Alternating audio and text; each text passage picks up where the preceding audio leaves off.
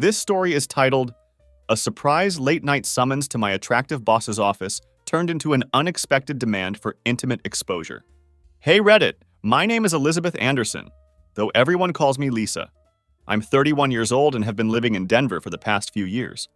I work as a corporate legal consultant at a prestigious firm, and I've been doing pretty well for myself professionally. I'm married to Richard, and we've been together since college. Tonight is another fancy corporate party at the Grand Summit Hotel. Walking in with Richard, I immediately feel the warmth of the room hit me. Everyone is dressed to the nines, and I'm wearing a burgundy silk dress that fits perfectly. I glance over at Richard beside me and notice how tired he looks these days. His once dark brown hair has more gray in it than I'd like to admit, and the lines around his eyes have gotten deeper with each smile. Those smiles have been getting rarer lately, too. His suit hangs loose on his frame, not because he's lost weight, but simply because it's a decade old from when he still looked younger. We walk in together, but I feel myself drawn to someone else. My boss, Andrew Hamilton. It's not even a physical attraction at first, but more like some invisible force pulling me toward him.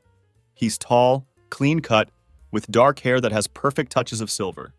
He commands attention without even trying. He's always busy with meetings, but his kindness is unmatched.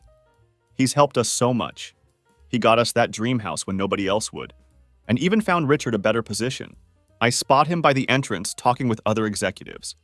Even among all these expensive suits, he stands out with those broad shoulders and his perfect fitting charcoal gray suit.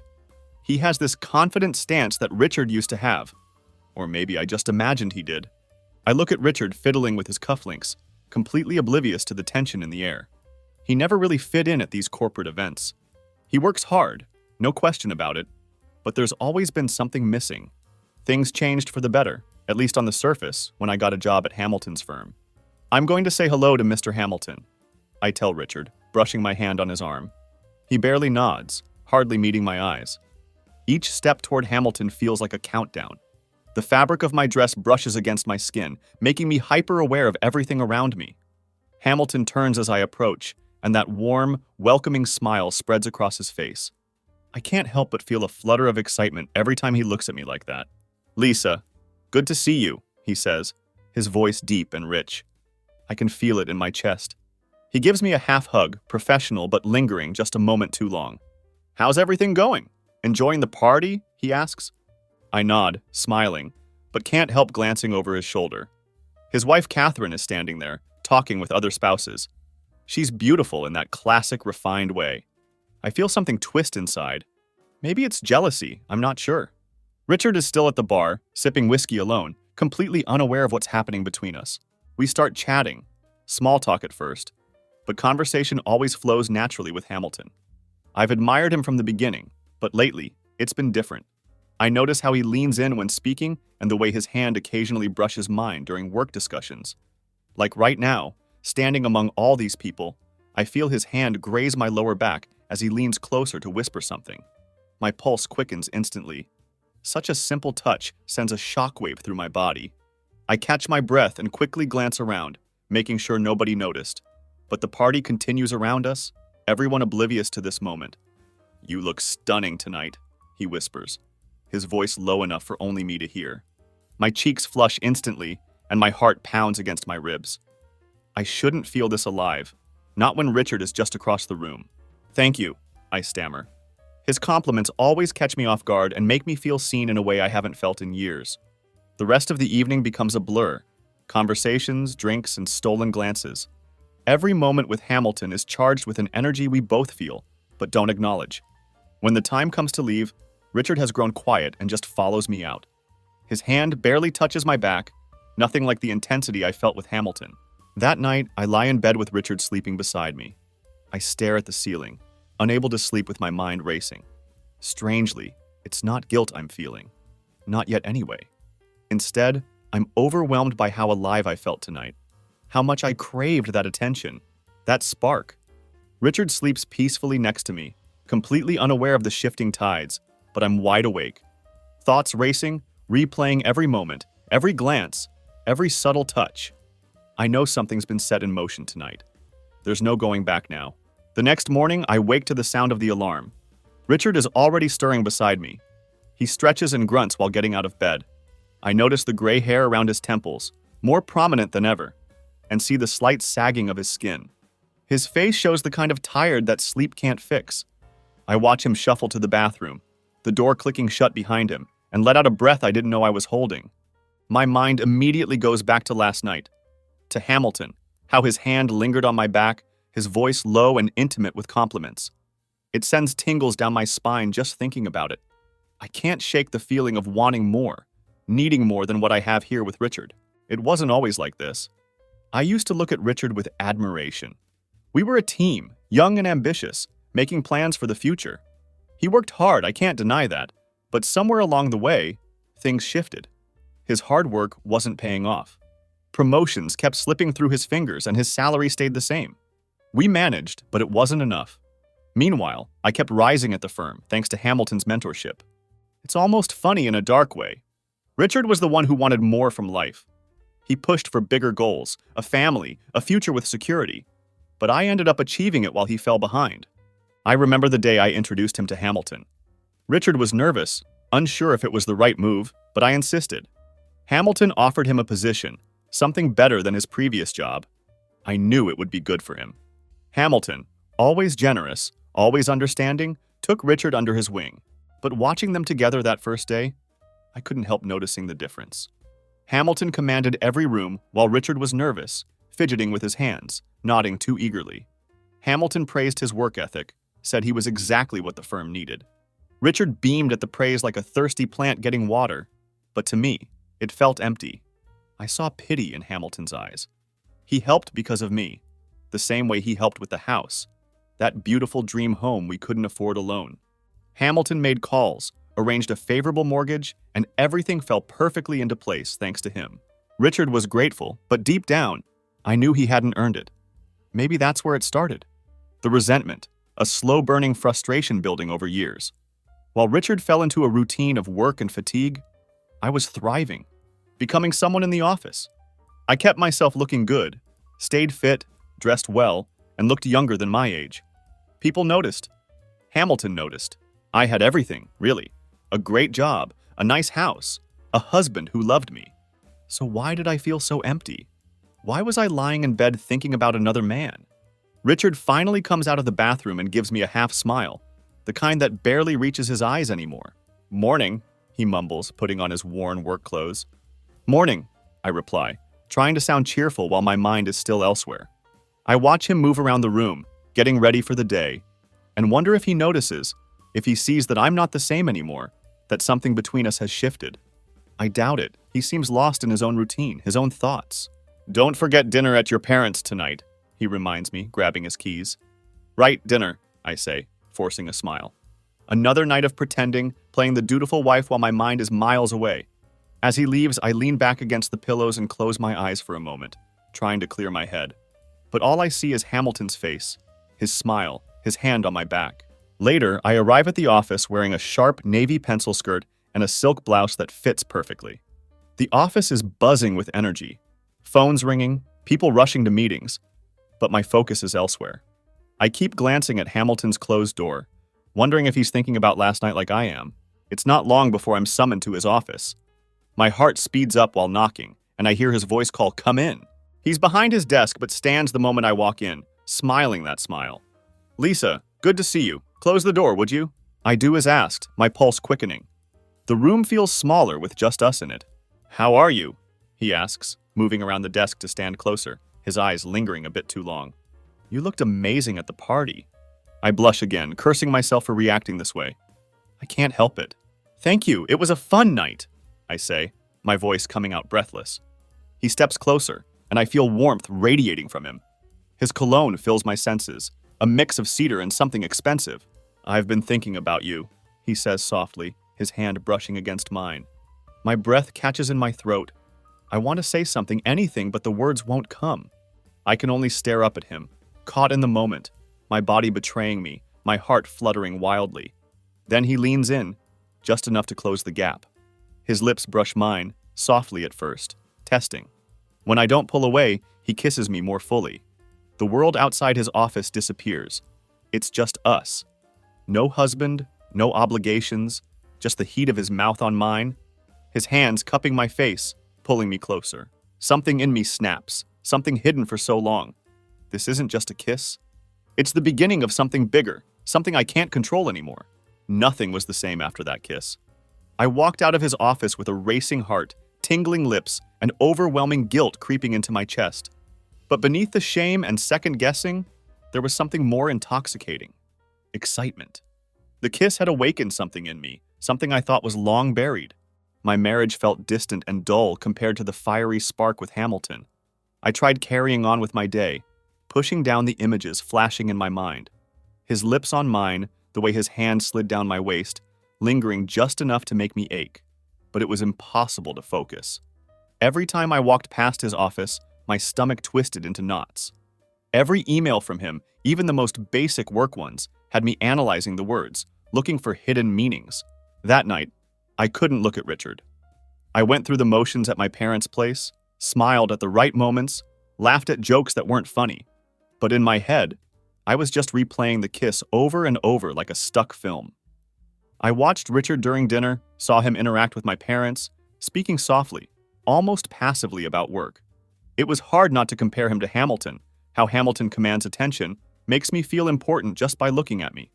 I stayed quiet on the drive home, barely registering Richard and my dad talking about football. Richard kept glancing at me, probably wondering why I was so withdrawn. But he didn't push. He never pushes. That used to be a strength, giving me space when I needed it. Now it just makes me feel more distant. When we got home, Richard sat on the couch, flicking through channels. I headed upstairs to shower, standing under the hot water, letting it cascade down my body. I tried washing away the guilt, the confusion, but it didn't help. I could still feel Hamilton's hands, still taste the sweetness of his lips. I scrubbed harder, like I could erase what had happened, but my mind kept wandering back to him. After drying off, I pulled on one of Richard's old t-shirts and crawled into bed. Richard joined me a few minutes later, having turned off the TV. He didn't say much, just a brief, "You okay?" I mumbled something back, barely audible. The bed felt colder than usual, the space between us like an ocean. I lay there staring at the ceiling, wondering how everything had changed so fast. The next few days blur together. Work becomes a routine, a place to hide from the reality of what I've done. Hamilton and I avoid mentioning the kiss, but we don't need to. The air between us is thick with tension, every glance charged with unspoken desire. He doesn't push, which makes it harder to resist. Part of me wants him to pull me into his office again, kiss me like before. But a quieter part wants to run, to pretend none of it happened, to go back to being a loyal wife. After hours on Friday, most of the office has cleared out. I'm finishing paperwork at my desk when Hamilton appears in my doorway. He doesn't speak at first, just leans against the frame, arms crossed, watching me with those dark, intense eyes. "Busy night?" he finally asks, his voice low and smooth. I glance up, my heart doing that familiar flip. "Just catching up on reports," I say, trying to keep my voice steady. He pushes off the doorframe, walks into my office, and closes the door softly behind him. The sound of the latch clicking echoes, and suddenly the room feels smaller, the walls closing in. My pulse quickens instantly. "I've been thinking about the other night," he says, standing beside my desk, his gaze never leaving mine. I swallow hard, my fingers gripping my pen like an anchor. "We shouldn't have done that," I whisper, but my body betrays me as I lean slightly toward him. He tilts his head, a small, knowing smile playing on his lips. "Maybe, but I don't regret it." My breath catches in my throat. God, why does he have to be so calm? So sure of himself? I want to be angry, to tell him off, to say this can't happen again.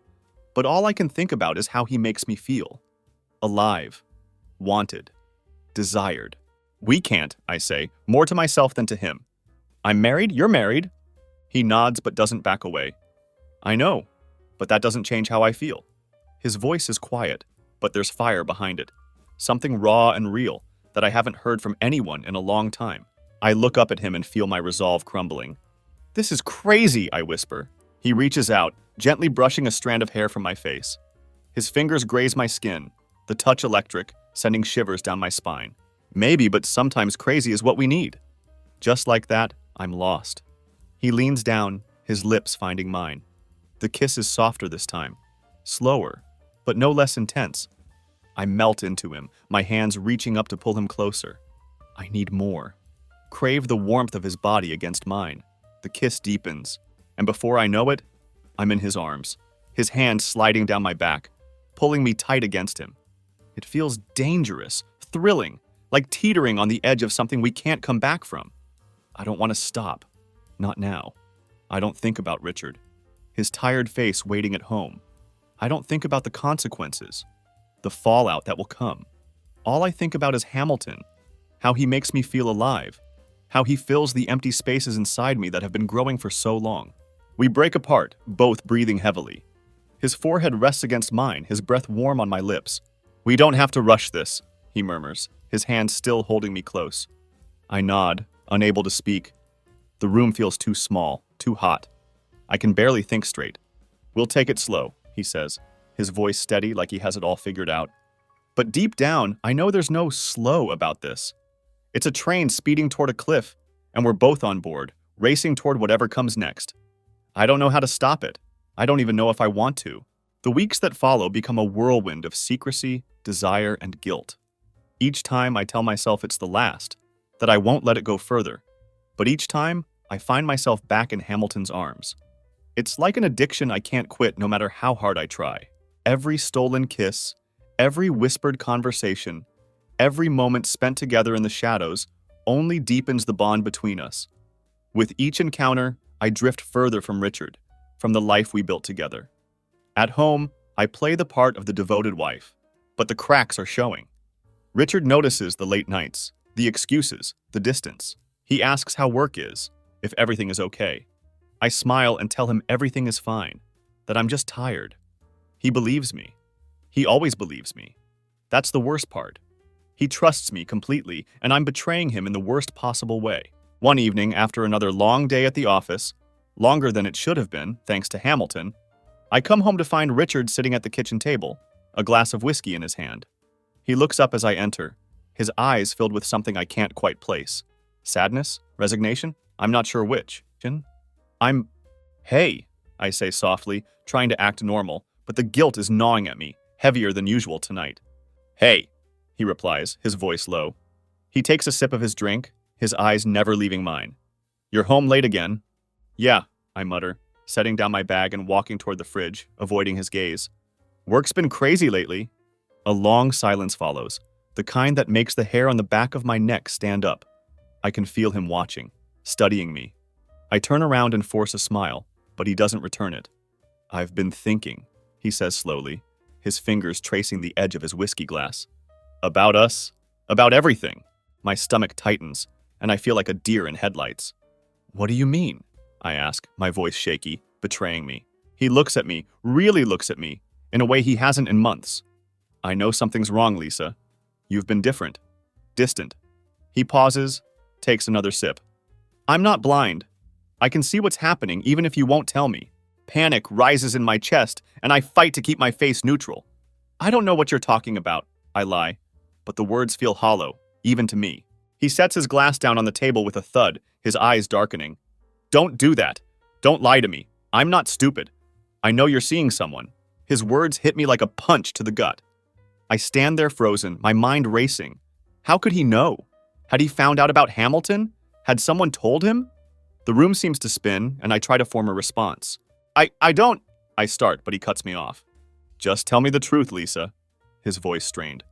"I deserve that much, don't I?" I open my mouth to speak, but nothing comes out. The weight of my deception is too much. I feel the walls closing in. I can't lie anymore. I can't keep pretending everything is okay. I can't hide that I'm cheating with another man. "I'm sorry," I whisper, my voice barely audible. "I didn't mean for this to happen." His face crumples. For a moment, I see the man I married, the man who loved me through everything, who stood by my side through good and bad. Now I've destroyed him. "Who is he?" he asks, his voice cracking. "Is it someone from work?" I nod slowly, tears welling up. "Yes." He stands up, pushing his chair back with force. It scrapes loudly against the floor. He's breathing heavily, his hands clenched into fists. "How long?" he demands.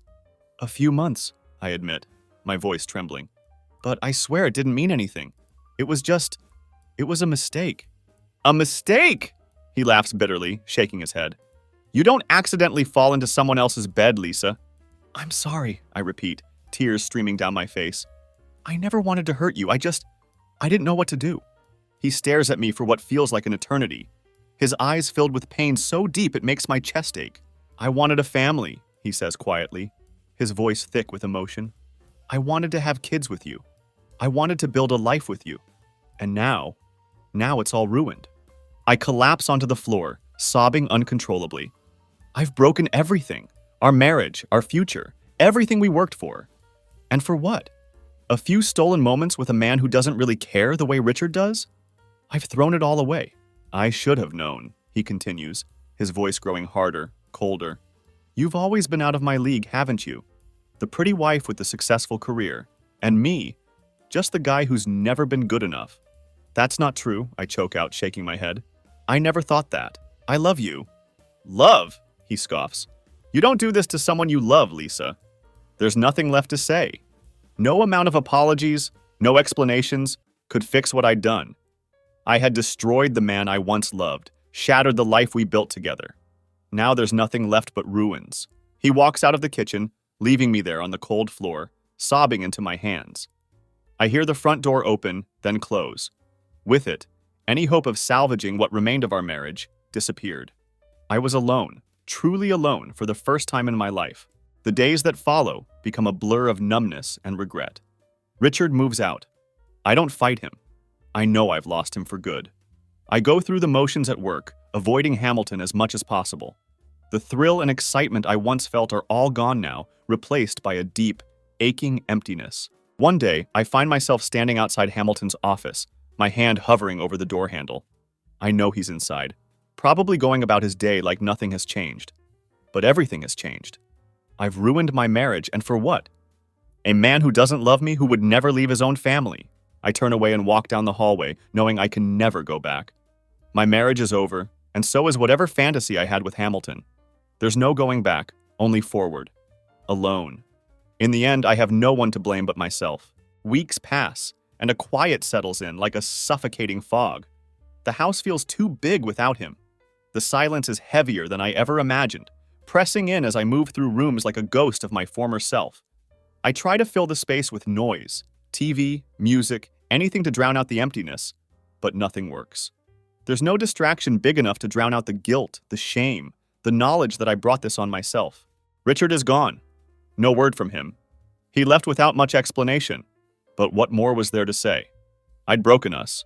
He didn't take much, just a few clothes and personal items. He left behind most of what we'd built together, like he didn't want reminders of our life, of me. At work, things stayed tense. Hamilton tried carrying on like nothing had changed, but it had. I couldn't look at him the same way. I couldn't feel the same thrill I once had. Every time I saw him, all I could think about was what I'd lost. The stolen moments we shared now felt tainted, like poison that had seeped into my life and destroyed everything in its path. One afternoon, while I'm sitting at my desk staring blankly at my computer screen, there's a knock at the door. I look up to see Hamilton standing in the doorway.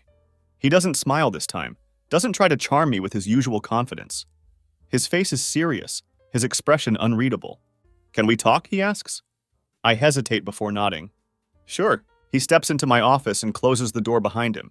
He leans against it for a moment, like he's gathering his thoughts. I can feel the weight of the conversation pressing down on both of us. I've been thinking about what happened, he begins, his voice softer than usual, and about the mess we've both made. I don't say anything. What is there to say? It was a mess, a disaster. He takes a deep breath, runs his hand through his hair, a sign of stress I've never seen from him before. I care about you, Lisa, he says. But this can't go on. It's not just about us. There's too much at stake, for both of us. I nod slowly, my heart sinking. I had known this was coming, had prepared myself for it. But hearing the words still hurts more than I expected. I never meant for any of this to happen, he continues. I don't know what I thought, but I can't hurt my family like this. I can't do it to them, and I can't do this to you either. His words hang in the air. For the first time, I feel the finality of it. The affair is over. The fantasy, the thrill, the escape, all gone. I'm left with the wreckage of my marriage, my life, with nothing to show for it. I understand, I say quietly. And I do understand all too well. He looks at me for a long moment, like he's searching for something in my face. Maybe relief. maybe anger. But I can't give him either. There's nothing left inside but emptiness. I hope you find a way to move on from this, he says softly, his eyes softening just for a moment. You deserve more than this mess. I don't respond. I can't. My throat feels tight. All I can do is nod, blinking back tears threatening to spill. With that, he turns and walks out of my office, the door clicking shut behind him. I sit there for a long time, staring at the empty space where he stood, the weight of his absence settling over me like a heavy blanket. It was over. Days blur into one another. Work becomes a monotonous routine, a place to hide from the reality of what I had done. Hamilton and I keep our distance, barely exchanging more than a nod in passing. He goes back to being the busy, successful man everyone admires. I go back to being invisible, in the shadow of my own choices. At home, loneliness grows. I sit in the living room, staring at a blank TV screen. The silence stretches on and on. Sometimes I pick up my phone and think about calling Richard. But what would I say? That I'm sorry? That I regret everything? The words feel meaningless now. He wouldn't want to hear them. I'm not sure I have the strength to say them. One evening, I find myself driving. I don't know where I'm going. I just need to get out of the house, to escape the suffocating quiet. I drive aimlessly through the city, lights blurring as I speed down streets. Eventually, I find myself parked outside the apartment building where Richard is staying.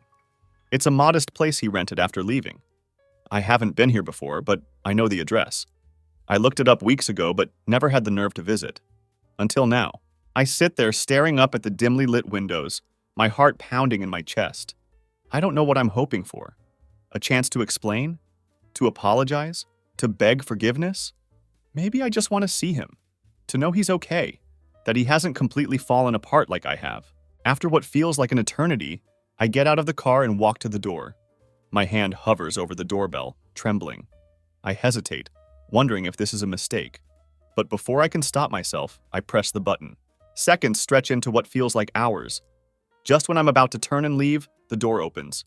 There he is, my husband, looking older, more worn than the last time I saw him. His eyes widen in surprise. Lisa, he says, his voice tight with emotion. What are you doing here? I swallow hard, trying to steady my voice. I don't know, I admit. I had to see you. He stares at me for a long moment, his expression completely unreadable. A heavy sigh escapes his lips as he steps aside, letting me in. The apartment is small but tidy, a far cry from the spacious house we shared. I stand awkwardly in the entryway, unsure what to say or do. He watches me, waiting. I'm sorry, I blurt out, the words rushing before I can stop them. I'm so sorry for everything. He doesn't respond right away. Instead, he walks to the small kitchen table and sits down, motioning for me to join him. I hesitate before sitting across from him, my hands shaking. I clasp them together on the table. I know I hurt you, I say quietly, my voice breaking. And I know I can't take it back. But I need you to know how much I regret it. He nods slowly, his eyes distant. I believe you, he says, his voice flat. But that doesn't change anything. I know, I whisper, tears spilling over. I don't know how to fix this. He looks at me then, really looks at me. I can see the pain in his eyes. I don't think you can, Lisa. Some things can't be fixed. His words cut deep. I feel the weight of them settle over me like a heavy shroud. He's right. I had broken something between us, something that couldn't be repaired with apologies or regret. I'm moving on, he says after a long silence. I have to, for my own sake. I nod, swallowing the lump in my throat. I understand. We sit there for a while, neither speaking. There's nothing left to say. I had come here searching for closure, for some kind of resolution. Instead, I found only the bitter reality of my choices. My husband was right. Some things couldn't be fixed. Eventually, I stand up, wiping tears from my cheeks. I'll go, I say softly. He doesn't stop me. As I walk to the door, I glance back one last time. He's staring down at the table, his hands folded in front of him. The distance between us is more than just physical now. I leave, closing the door quietly behind me. I walk back to my car, the night air cold against my skin. As I sit behind the wheel, I realize how final it all feels. My marriage is over. There's no going back. I've lost everything, and it's all my fault.